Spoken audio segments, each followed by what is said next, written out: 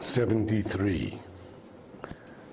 There into the hush from which thou camest, retire.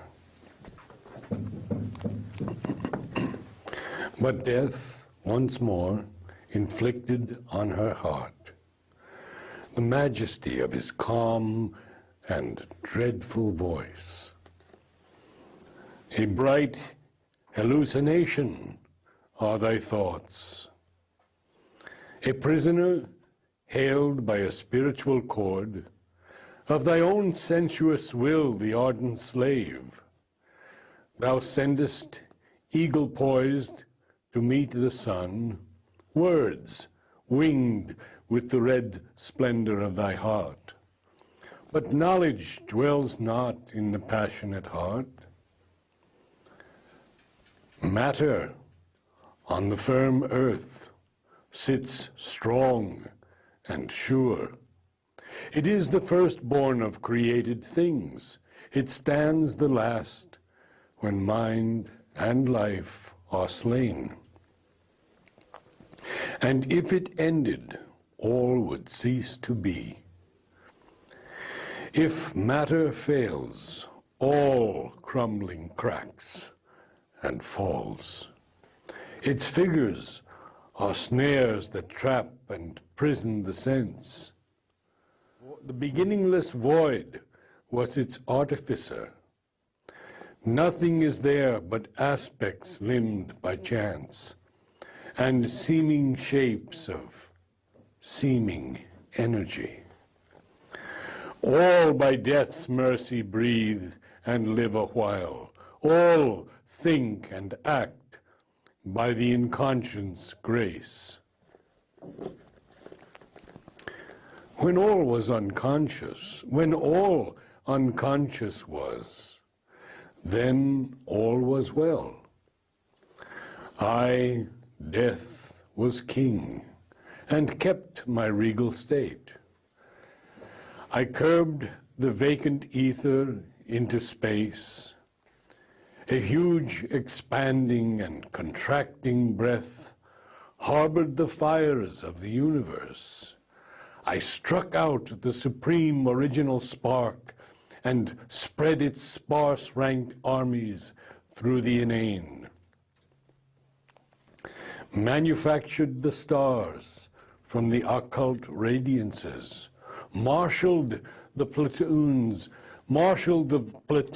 of the invisible dance. I formed Earth's beauty out of atom and gas, and built from chemic plasm the living man. And then thought came in and spoilt the harmonious world. Matter began to hope and think and feel. Tissue and nerve bore joy and agony. The inconscient cosmos strove to learn its task. An ignorant, personal God was born in mind. And to understand, invented reason's law. The impersonal vast throbbed back to man's desire. A trouble rocked the great world's blind, still heart. And nature lost her wide, immortal calm. Thus came this warped, incomprehensible scene of souls enmeshed in life's delight and pain. And matter's sleep and mind's mortality, of beings in nature's prison waiting death, and consciousness left in seeking ignorance. A transient breath thou takest for thy soul, born from a gas, a plasm, a sperm, a gene, a magnified image of man's mind for God, a shadow of thyself thrown upon space. Wisdom and love thou claimest as thy right, but knowledge in this world is errors make. A brilliant procuress of nescience, and human love a posturer on earth's stage, who imitates with verve a fairy dance. Even matter vanishes into energies vague, and energy is a motion of old naught. A noble fiction of thy yearnings made, thy human imperfection it must share. Its forms in nature disappoint the heart, and never shall it find its heavenly shape, and never can it be fulfilled in time.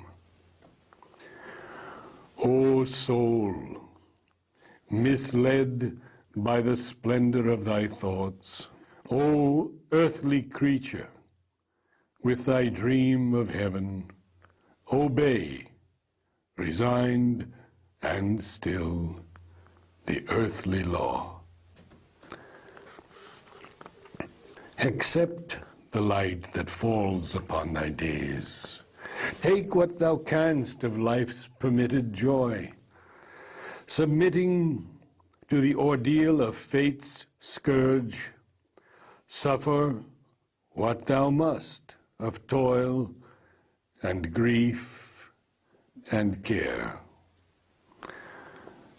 There shall approach, silencing thy passionate heart,